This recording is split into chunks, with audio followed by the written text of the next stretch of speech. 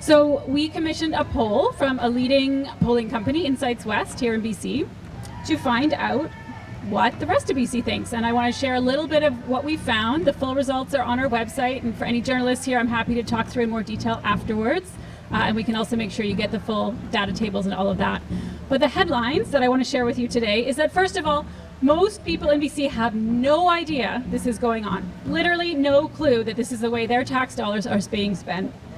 So when asked if they were aware that the BC government is doubling the amount of tax credits and handouts to oil and gas companies over the last years since the NDP came to power, only 18% said yes. So that's less than 1 in 4 British Columbians even know that this is a problem, that this is happening.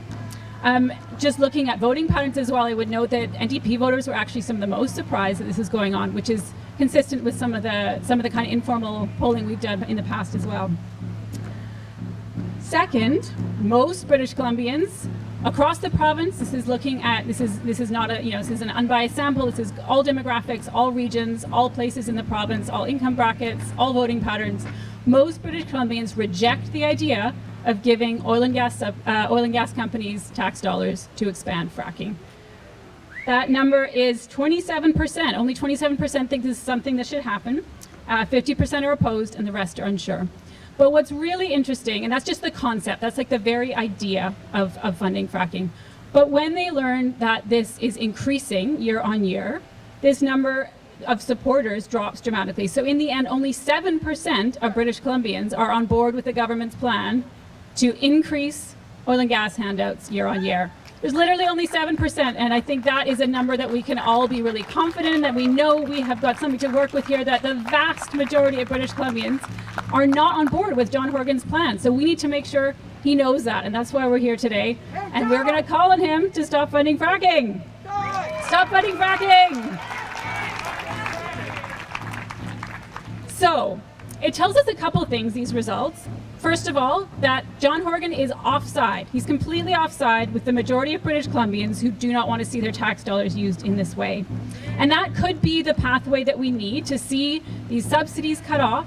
And because these oil and gas companies are so marginal, because these fracking fields are so marginal economically, because the economics of this industry are on such shaky ground, if we can cut off those subsidies, that is the pathway to cutting off this toxic industry at its knees here in BC and reducing emissions here and around the world. So this is a really important finding, that BC's not on board, and this is a pathway to stopping fracking in BC and the emissions that it will cause. But I think the other thing this tells us, with awareness being so low, is that we need to do more. Our community needs to do more to raise awareness about John Horgan's billion-dollar giveaway to oil and gas companies and the truth about what the government is really doing when it comes to climate change. Because Premier Horgan and the NDP have really sold us a myth of BC being a climate leader. We are told over and over again that BC has this leading climate plan, that John Horgan's a climate leader, we've got the best climate plan in North America, and it is just simply not true. And I could give you a long list of examples, but I think the proof is in the pudding. Our emissions here in BC have been rising every single year. They're still going up, they're not bending the curve, and they're rising faster than any other province in the country. So that is what we need to, that's the only metric that matters. Do we have a leading climate plan? Are we a climate leader? No. And really, nothing symbolizes the gulf between pretty words, between rhetoric and action, than the fact that Horgan is giving more money to oil and gas companies than he is spending on, spending fighting climate change. So, as Ben mentioned, we have a really big opportunity to do both of these things: to raise awareness and to demonstrate this broad public opposition. There's only 7% of people on board with the government's plan coming up in this review of royalties. So as Ben mentioned, it's underway. We're expecting a public consultation period to be launched in the coming weeks.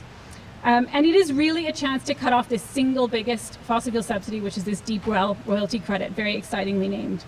And to send a strong signal that the absolute bare minimum that British Columbians expect of their government in 2021, after the summer we've had, is to stop giving public money to the companies fueling the crisis.